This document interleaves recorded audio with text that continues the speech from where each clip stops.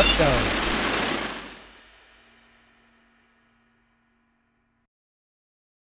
Hey everybody, welcome to the Masters Fantasy Show, brought to you by MastersFantasyFootballLeagues.com. As always, I got the Masters crew with me, Dynasty Owl, the Doc. What's up, guys? How you doing today? Fantastic. Yeah, very good. Yeah, I know that because we're talking Dynasty football and we're talking running back, so I knew you guys would be in a good mood today. Right before we jump into it, if you could, hit the like and subscribe button. Come be a part of the Masters family. If you're looking to play redraft or Dynasty football, we've got over 600 Dynasty leagues. We run redraft leagues every day starting June 1st all the way to kickoff. Some of the best commissioners in the world. Promise you won't be disappointed. With that said, let's jump into today's episode. We're talking building blocks, Dynasty football. We're talking the running back position, guys that we think are affordable as well currently. So we'll jump right into it. Whichever you guys want to go first, floor's all yours. I'll kick us off if you don't mind, Dak. Oh, yeah, absolutely. So my guy's actually a rookie, which so usually when you're talking about a dynasty building block, you're going to look for a veteran out there who's, cheap, who still has value. But this guy, I think because of some of the other rookie talent, he's sliding under the radar, and especially because there's currently a veteran in front of him on that roster, and that's Denver Broncos running back Javonte Williams. They took him pick 35, just the second or third pick of the second round. So that's super high for a running back. It reminds me a lot when the Browns drafted Nick Chubb early second round and Carlos Hyde was still there. There were people kind of not all in because he wasn't for sure walking into a major workload year one, like Najee Harris will. We think Najee's a lock for a top 15 back this year. And Javonte Williams, we don't know quite yet. But, the truth is this is Dynasty Fantasy Football. He just turned 21 years old. There's a lot of good football left in him. He's actually a converted linebacker, played really well sharing a backfield with Michael Carter at North Carolina. And, we don't expect Melvin Gordon to be there for all of this year or at least next year. And his startup ADP is going around guys like Chris Carson. And to me, to get a 21-year-old early second-round pick or Chris Carson, give me Javonte Williams all day.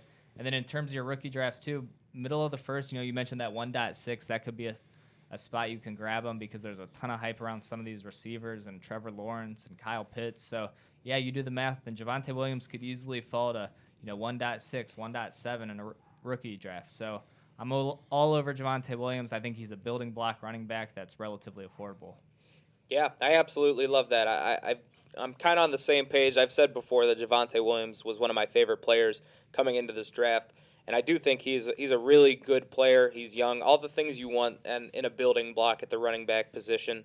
And I mentioned, too, before a few shows back, Melvin Gordon finishing 12th among running backs last year. So the offense in Denver is capable of producing a solid season from your running back. And I do like Javonte Williams' prospects a little better than an old, beat-up Melvin Gordon. So I think the sky's the limit, and I think he's going to be very affordable this year, whereas a year from now, probably not so much. So I love the take. Yeah, I love it. And just using that Chris Carson comparison, that tells you all. And Chris Carson may finish ahead of him the next 2 years.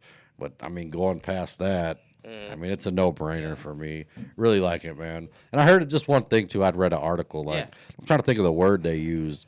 Like his college coach said, the guy runs – use the word like mayhem or I was going to say, I was explaining like sledgehammer. He just runs something fast. Like that. He yeah. runs crazy. He runs hard. Yeah, he runs like he's trying to hurt somebody. Yeah. I love it. Yeah, that's how he described it. And I really liked it. He's relatively agile for running like that too. He's a little shifty too and got good size. So yeah, I like the prospect a lot. Absolutely. All right, good stuff. And I'll fire off mine. If you guys can't tell, I wear my Chubb shirt today. My guy's going to be Nick Chubb.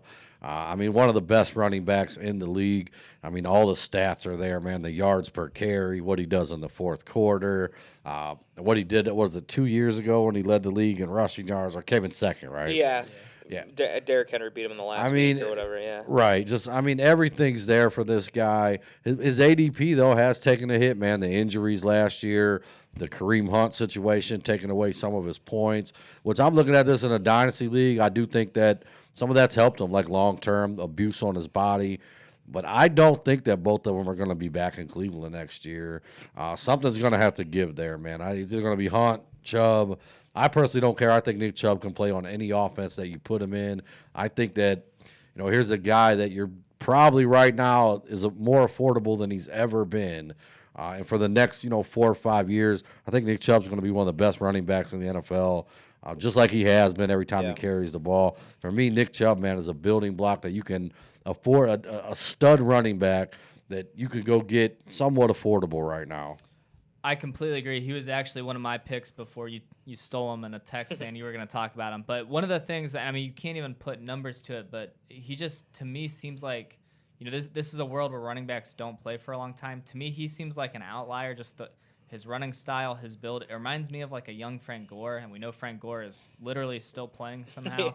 So even though he's coming up on the end of his rookie deal here soon, which for some running backs haven't lasted long after that, but I think Nick Chubb's going to be different. I think he's just going to be a really good running back for a long time. So, and all the Pro Football Focus metrics always have him rated super well. So that says a lot about how efficient he runs and evaded tackles and all that. So, Right. Yeah, all for it. Yeah, I will say too, like a thing that probably hurts his value is the lack of like receptions, like opportunities in the passing game, which I mean, I think that's something that could get better without a guy like Kareem Hunt, whether he stays in Cleveland or goes somewhere else.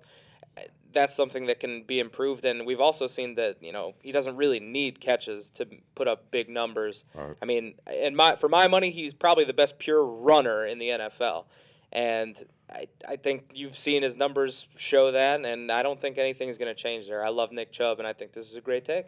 I love it. I appreciate that because this one thing when I think of Nick Chubb, like if you took Kareem Hunt out of this situation this year, do I think Nick Chubb could challenge for the #1 spot at running back? I do. Oh, yeah. Absolutely. Like I do, and you're going to pay so much for one of those guys. I think you can get him affordable right now Very for that type Agreed. of potential. Yeah, for what he's capable of doing, Right. he's definitely very affordable, more so than he should be probably. And this Right. is the time of year everybody's hungry for the rookie running backs and the second-year running backs. You can get a guy like Nick Chubb at a discount right now. Absolutely.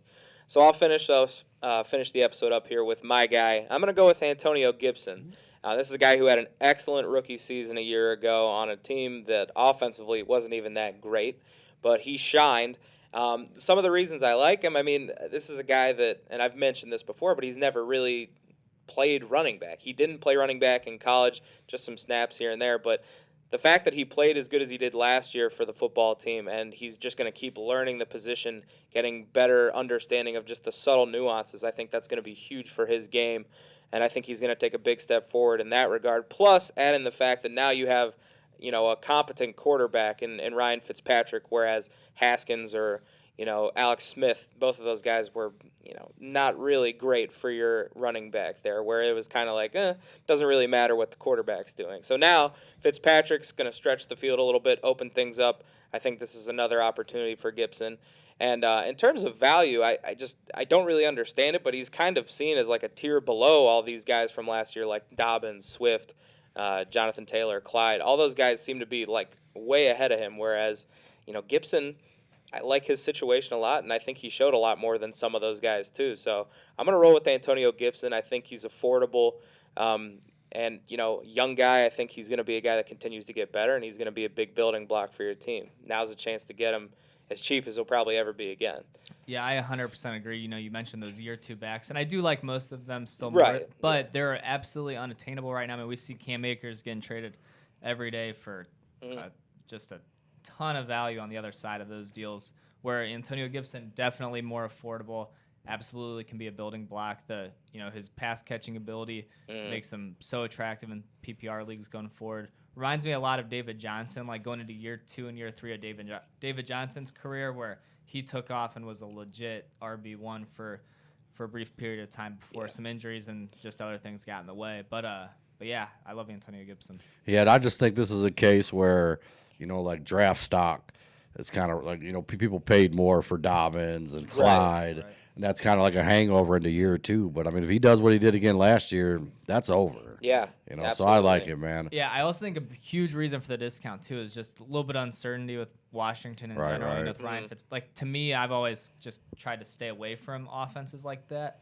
But I mean, that's a reason that he's discounted, because he's a phenomenal athlete, great running back. Go get him while you can. Right. I mean, and they've upgraded that offense, and I do like Fitzpatrick for this year. But imagine that offense if they draft a young quarterback next year. Their situation will get better. Deshaun Watson in Washington, something like that. Yeah.